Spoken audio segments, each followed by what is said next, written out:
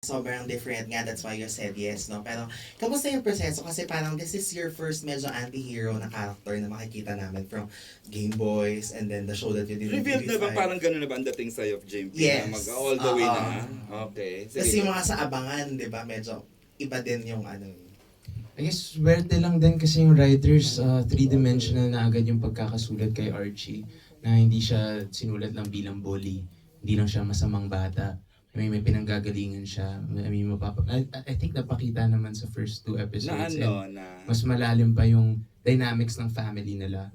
Yung pressure from the father, pressure from the mother, and yung paano sila sa isa't isa, paano nila tratuhin yung isa't isa, and yung power na nabibigay ng tatay sa mga anak niya. Kaya naaabuso nila. Kasi bata pa lang sila eh. Hindi pa nila talaga alam paano i-handle yun. And I think sa pagkakasulat pa lang, ang magagawa ko na lang ay i-justify yun. And have fun with it, basically. Kasi first time ko nga din yung ganito ka a-hole na Sa Elijah Fantastic Character. I mean, malayo din talaga siya kung sino ako in real life. And I like that. Sobrang nag-enjoy ako pag ganong klaseng challenge. How's the process na lang and are you enjoying it? Right now, super enjoying it. I mean, may pressure and responsibility because of the topics na inaano namin sa show na tinatakal namin.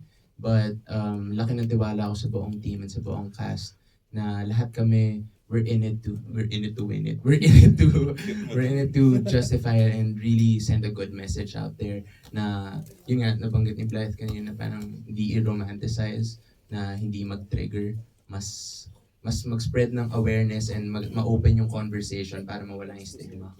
Yun. Thank you so much Thank po you. and congratulations. Thank you. Or